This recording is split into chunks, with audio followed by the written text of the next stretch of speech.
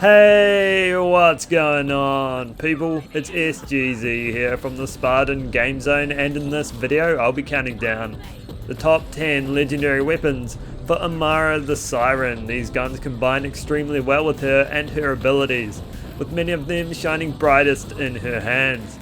I'll be telling you what they do, who has an increased chance to drop them, and which skills you want to be specced into to bring out the most of each gun. These weapons were hand-picked with her in mind and work great with her playstyle. And if you're looking for the top 10 legendary weapons for the other Vault Hunters, then feel free to check them out. If you enjoyed the video, I'd appreciate it if you could drop a like, or hey, maybe even subscribe, and let's crack into it.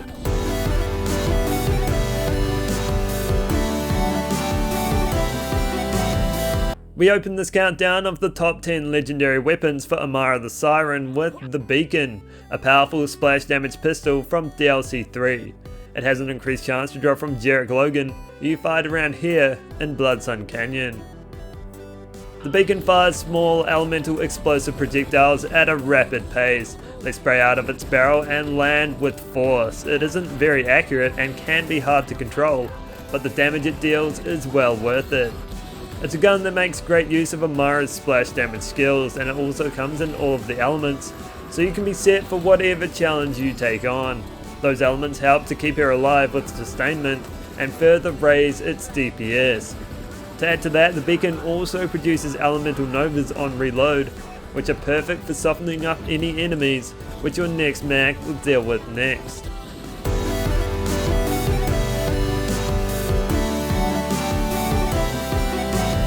At number 9 is the Sandhawk, a powerful sniper rifle that drops from Katagawa Jr., but only if you're on Mayhem 6 or above, and you can find him here, atop the skyscraper in Atlas HQ. The Sandhawk comes in all of the elements and fires a line of devastating projectiles that flap like a bird during travel.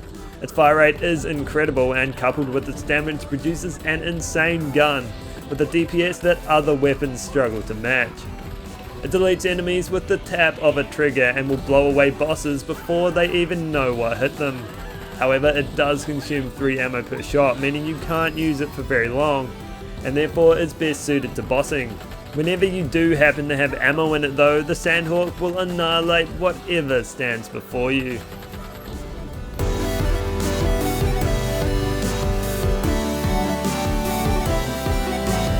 Now to the Root, another elemental sniper rifle, this time exclusive to DLC 3, and has an increased chance to drop from Ladin Dixon, a target of one of the crew challenges you find here in Ashfall Peaks. The Root can come in any element, and because it's a melee one gun, comes with 2 of them that you can change between, and it also must be charged before firing. Every shot of the Root is made to bring pain and only costs you the 1 bullet, although it does fire in a 2-shot burst. When they land, a neon light show is formed around the impact point, bringing with it a series of explosions. It deals extreme amounts of damage as both the primary and secondary explosions leave a trail of destruction in their wake. On a Ricochet Amara build, you can essentially double its damage as more explosions are summoned around surrounding enemies. It's at its very best when that's happening, and will easily blast through a group of mobs. It's good on bosses too, especially when there's something for the projectiles to ricochet off, and it's simply a great sniper all round.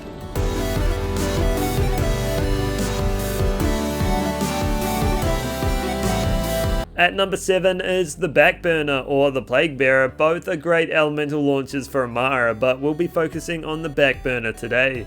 It can be best farmed for by targeting the Agonizer 9000 at the very end of the Guts of Carnivora, but you'll only have success on Mayhem 6 or above. The Backburner can be obtained in all elements and fires a single orb at the cost of 3 ammo per shot. Once that orb lands, the damage surge begins as a singularity sucks all enemies in, and Merv grenades rain down and hammer the surrounding area. The damage it deals is monstrous and concentrated over a wide area. Amara can up that damage even further with skill points specced into arm steel and heavy range. The latter will also help to increase the speed it travels, preventing your target from dodging it during travel. You'll also want to pair it with an action skill and splash damage anointment to push out all of the damage it can muster, and it's a lot at that.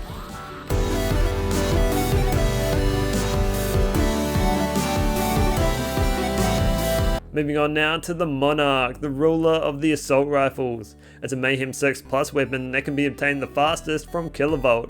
You fight around here in Electra City. The Monarch can come in every element including kinetic, but for Amara would stay clear of that one. It also comes in ×4 or ×8 variants, with the latter hitting the hardest and the former the best value for ammo. The Monarch is DPS personified, supporting monumental damage at a rapid rate of knots, with the ability to further increase it. That's right, by pulling out its bipod you can double its damage, but not without a massive restriction to movement speed. With the bipod out you'll want to be close to your enemies, but that falls perfectly into her hands as you can make use of personal space. It's a great gun all round that it will obliterate mobs with or without the bipod, and will make short work of bosses too.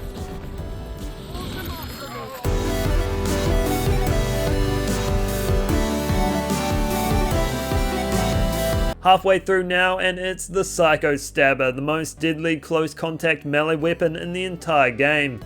It only drops from Borman nades. You fight around here in the Meridian outskirts. The Psycho Stabber always sports a melee part which adds 360% melee damage, which is insane. Couple that with a 390 anointment and Amara's heavily melee orientated 4th skill tree along with her other melee skills, and you'll have a world beater on your hands.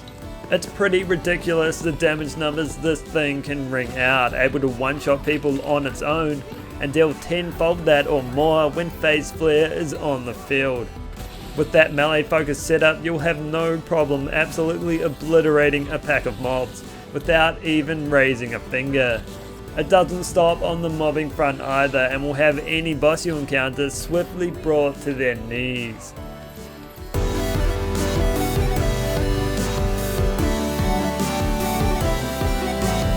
The Flipper sits in 4th place, an elemental splash damage SMG. It is exclusive to DLC 3 and has an increased chance to drop from Minosaur. You fight around here in Bloodsun Canyon. The Flipper deals great damage and reaches its final form about 20 bullets into its mag. That's because as you keep that trigger down, more and more projectiles are added to the fray, starting at 1 and peaking at 9. It takes a little bit, but the wait is certainly worth it as you see its damage grow exponentially.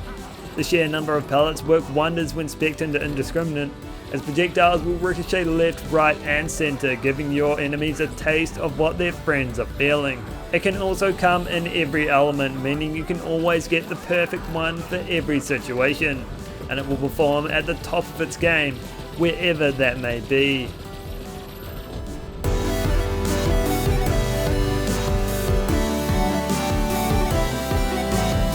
In 3rd place is the Light Show, a pistol manufactured by Vladov, can come in any element including kinetic, and has an increased chance to drop from Lazodactyl, a flying enemy who you fight in this area of the map in the Obsidian Forest, part of DLC 3. The Light Show is everything you'd want in a pistol, a quick fire rate, heavy damage, and has a decent magazine size. It fires 4 pellets at the cost of 1 ammo, and is best in close to medium ranges. Because of the large number of pellets, the Light Show deals consistently high damage against all enemy types and bosses. In a ricochet build, we can send those projectiles streaming towards others, raising its maximum damage potential, and because you know sharing is caring. There's really no area that it lacks in, it excels across the board. It's the perfect elemental pistol to have by your side, and will never cease to dish out heavy damage.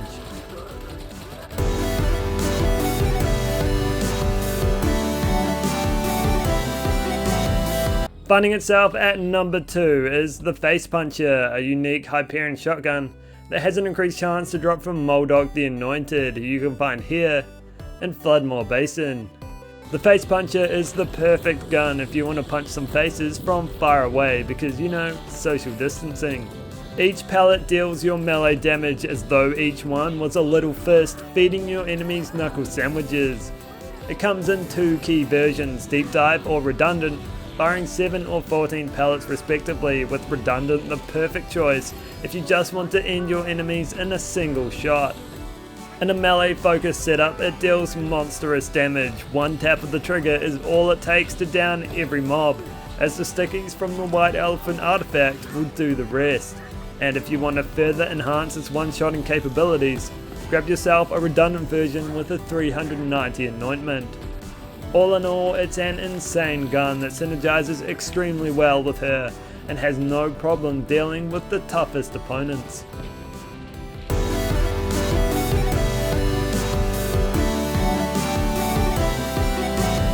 Before number 1 is uncovered, let's dive into some honourable mentions. The first honourable mention to be mentioned honourably is the Star Helix, a dual assault rifle that comes in an unusual amount of flavours and has an increased chance to drop from the Go-Go Power Troopers, who you can find on a rooftop near here in Atlas HQ. The Star Helix can come off the shelf with every element except for incendiary and corrosive, deals heavy damage and consistently has 24 bullets in the mag. It's a Star assault rifle that fires 3 horizontal pellets which shimmer as they glide through the air. The 2 extra pellets don't cost any more ammo, they only serve to up its damage. It's a gun designed to cut enemies down and does so best in close ranges, where you can guarantee you'll land all it has to offer. That synergizes well with her personal space skill, where you can ensure your opponents always feel the heat. Speaking of heat, the last honourable mention I have was forged through the fire of hell.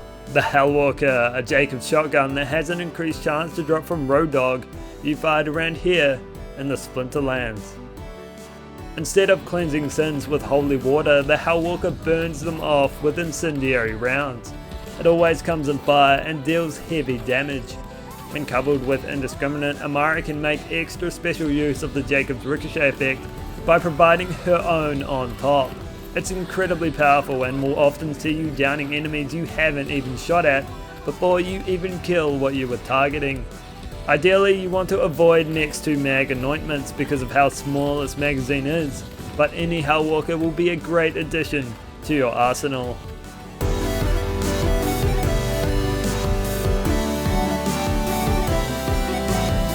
We're here at the top of the mountain, and who's been camped here overnight? It's the Plasma Coil, a newly added weapon that can only be found in arms race, and has an increased chance to drop from this chest, although it can drop from the world. The Plasma Coil is deadly. It fires off 16 rounds in a split second like a railgun, only halted by a short pause between each 16 round burst. Every projectile deals great damage, and when you add the other 15, that damage is incredible. In a ricochet build, it becomes a force while mobbing as its high damage is shared around. You'll often see plasma streams bouncing off your target before tearing through another. Although it is elemental, it can only come in shock and radiation elements, but makes up for that by dealing splash damage too, which Amara can further enhance. So that's all for this video. I hope you enjoyed it and learned of the top 10 legendary weapons for Amara the Siren, and feel free to check out the countdowns for the other Vault Hunters too. If you did, consider dropping a like or subscribing, and I'll catch you in the next one.